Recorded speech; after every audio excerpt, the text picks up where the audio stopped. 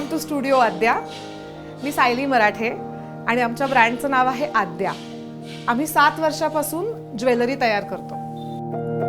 किती दिवस गिरवणार आहोत तेच धडे, किती दिवस करणार आहोत मनाविरुद्ध काम. चला करूयात करिअरचे काही वेगळे चॉईसेस, निवडूयात काही हटके ऑड वाटा.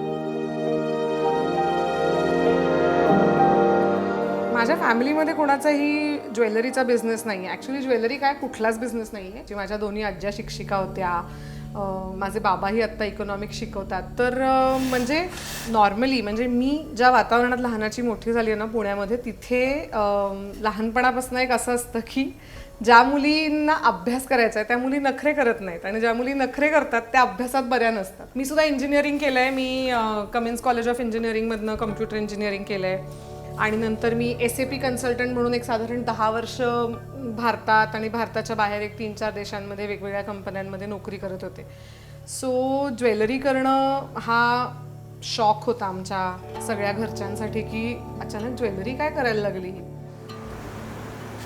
सो ॲक्च्युली माझे आणि सायलीचं आयुष्य हे थोडंसं मिक्सअप झालेलं आहे असं मला फार वाटतं. कारण सायलीला नेहमीच नोकरी करायची होती आणि मला नेहमीच बिझनेस करायचा होता. पण तिनं एक धाडसाचं पाऊल घेतलं आणि ती बिझनेस करायला लागली.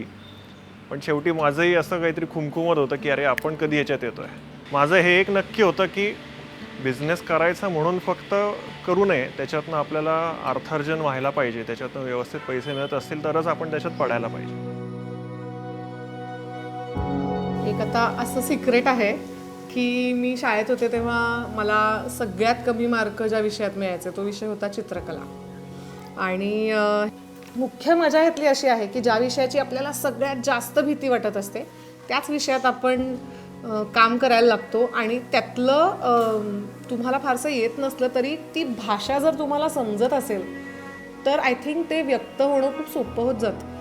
मला असं खूप वाटतं की जेव्हा तुम्ही काहीतरी बनवताय, काहीतरी क्रिएट करताय आणि ते जर तुमच्या डोक्यात पक्कं असेल की तुम्हाला काय बनवायचं आहे तर तुम्ही ते कागदावरती जे उतरवता ते आणि जे तयार होतं तोपर्यंतचा प्रवास करायला जर तुम्हाला एक मस्त कारागीर मिळाला ना, जो समजून घेऊ शकतो, जो ट्रान्सलेट करू शकतो तुमचं स्केच एका ज्वेलरीच्या पीसमध्ये.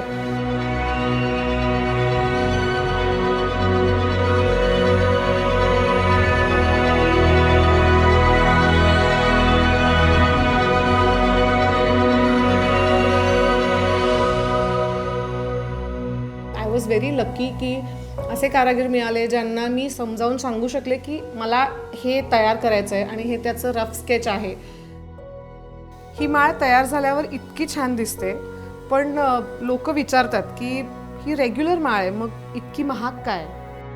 एकतर क्वालिटी, पर्ल्सची क्वालिटी अत्यंत उत्तम असं आणि परत ही मेहनत आहे. म्हणजे एक माणूस बसून एक मोत्याला गाठ बांधण्याचं काम चालू आहे. तो असं नाही आहे की मशीनमध्ये मोती टाकलेत, चांदीची वायर टाकली आणि त्या साईडनी माळ तयार होऊन आली आहे. हे आमचं आहे की आम्ही आद्या म्हणून ही गोष्ट खूप लोकांना सांगतो की मेहनतीची किंमत ही आपण द्यायलाच पाहिजे कारागिराच्या.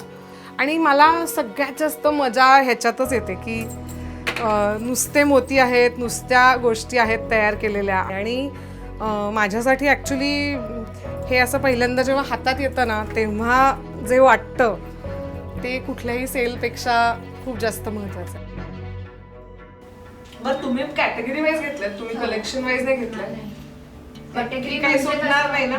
नाही, मग उलट सुटणार नाही. सो आम्ही जेव्हा चालू केलं तेव्हा आमचं जे स्केल होतं त्याच्यामध्ये पटकन 4 लोक हायर कर, त्यांना सामान उचलायला बोलव, त्यांना स्टॉल लावायला बोलव, तिथे विकायला उभं राहायला बोलव, असा ऑप्शन आमच्याकडे नव्हता कारण ते इकॉनॉमिकली वायबल नव्हतं.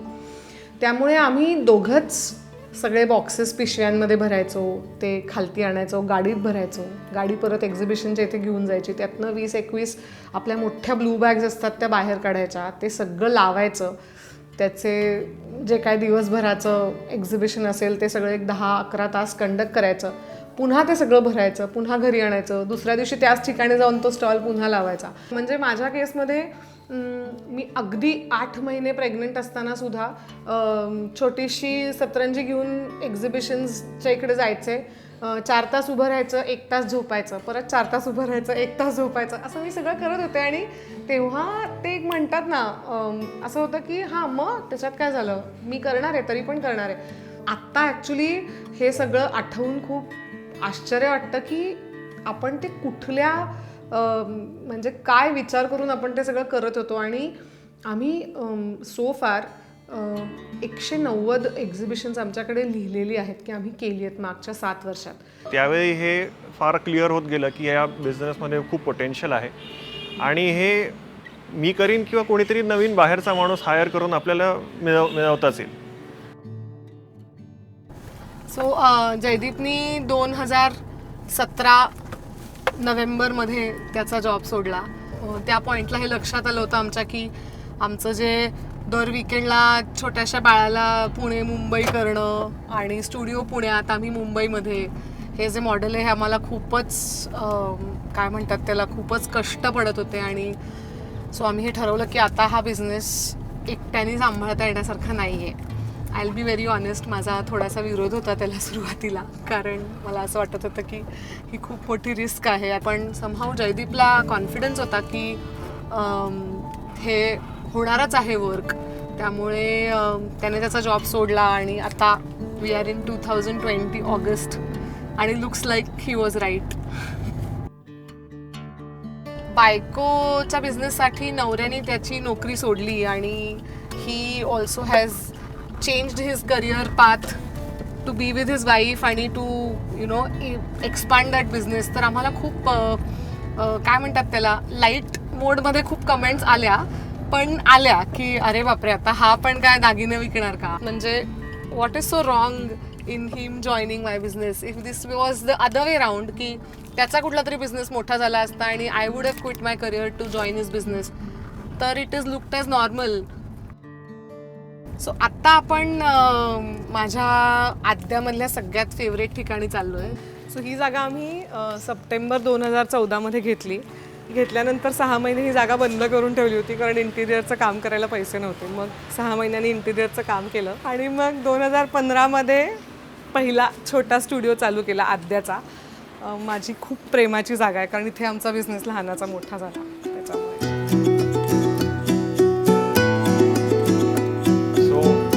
जेव्हा आपण हे चालू केलं त्यावेळी एवढा जो डिस्प्ले आहे तो सुद्धा ॲक्च्युली खूप होईल एवढीच आमच्याकडे ज्वेलरी होती. पण आम्ही म्हटलं की चल करून बघूयात आणि मग डिस्प्ले तयार केला. मग दुसरीकडे पण नंतर डिस्प्ले करायला लागेल का असा विचार करत गेलो आणि मग हळूहळू करत करत थोडं पीसमील करत ते वाढत गेलं.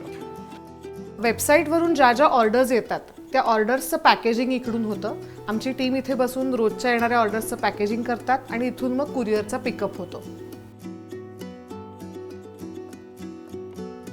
सो मी इंजिनिअरिंग करताना नाटकातही काम करायचे, त्यामुळे आत्ता जे सगळे छान छान ज्यांनी करिअर्स केली आहेत ना, आद्या जस्ट छोटंसं होतं ना तेव्हा या सगळ्या लोकांनी अगदी स्वतःच्या घरचं असल्यासारखं ती ज्वेलरी घातली आहे. स्पृहा आहे किंवा मिथिला आहे आणि पर्ण तर डे 1पासून असोसिएटेड आहे आमच्याबरोबर. सो ह्या सगळ्या लोकांनी आद्याचं कुठेही नाव नसताना, आद्या माहिती नसताना ही ज्वेलरी घालायला सुरुवात केली होती. आणि आता थँकफुली तेही सगळे अजूनही आमच्याबरोबर आहेत. म्हणजे आत्ता या स्टेजला आम्ही जेव्हा एक्सपांड केलेलं आहे तेव्हाही all of them are with us. So आद्याची सुरुवात जी झाली ना ती चांदीपासून नाही झाली. आम्ही पहिल्यांदा सेमी प्रेशियस स्टोन्स आणि इतर मटेरियलमध्ये काम करत होतो, पण 4 वर्षापासून आम्ही चांदीचे दागिने करायला सुरुवात केली. आणि इट वॉज प्युअर लक की मी एका चांदीच्या काम करणाऱ्या कारागिराला भेटले आणि तिथून पुढे आम्ही चांदीत काम करायला सुरुवात केली. पण चांदीत खूप काम करत राहावं असं वाटतं. ह्याचं सगळ्यात मुख्य कारण असं आहे की you can pass it through generations. तुम्ही वापरली, पुढच्या पिढीला दिली, त्याच्या पुढच्या पिढीला दिली. हा चांदीचा खूप मोठा ॲडव्हान्टेज आहे. It is precious but at the same time it is affordable.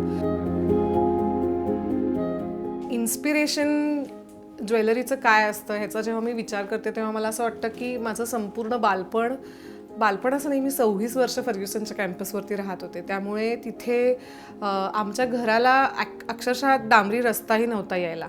तर हजारोनी झाडं, टेकडी, खूप हिरवळ अशा सगळ्या वातावरणात मी लहानाची मोठी झाले. तर नेचर म्हणजे निसर्ग हे माझं प्रायमरी इन्स्पिरेशन आहे. मी काहीही बनवायला घेते तेव्हा फुलं पानं ही ज्याला आपण म्हणतो ना बाय डिफॉल्ट डोक्यात येतात, तर तसं माझं कायम होतं. मी व्यक्तिशः किंवा माझा नवरा जो पार्टनर आहे या बिझनेसमध्ये, आम्ही दोघंही खूप स्टुडिओमध्ये देव ठेवले पाहिजेत, त्याची पूजा झाली पाहिजे अशा मताचे नाही होत.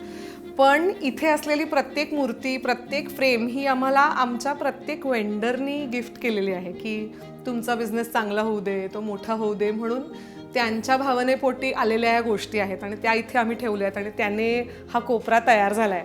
माझा स्वतःचा असा विश्वास आहे की लोक जोडून ठेवलेली आहेत आणि स्पेशली वेंडर्स ज्यांनी ॲक्च्युली आम्हाला लहानाचं मोठं केलं आणि अजून खूप मोठं करण्यासाठी ह्या सगळ्या लोकांचे आशीर्वाद in form of their knowledge आम्हाला कायमच मिळाले.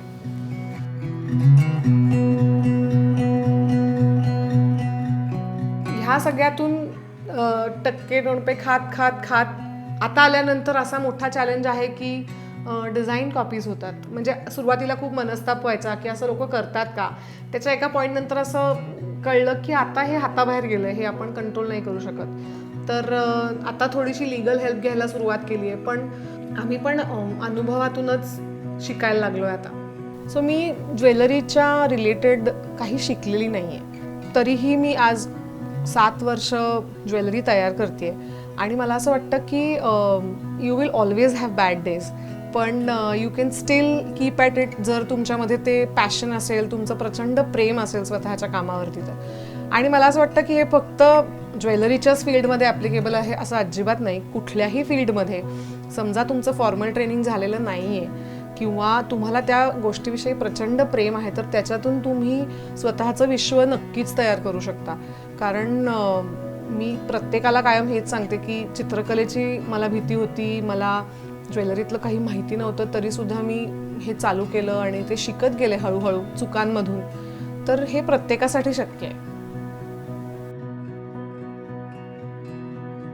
हा व्हिडिओ स्पॉन्सर केला आहे पुण्यातल्या दे आसरा फाउंडेशननी, जी गेली 5 वर्ष देशातील उद्योजकांसाठी काम करत आहेत.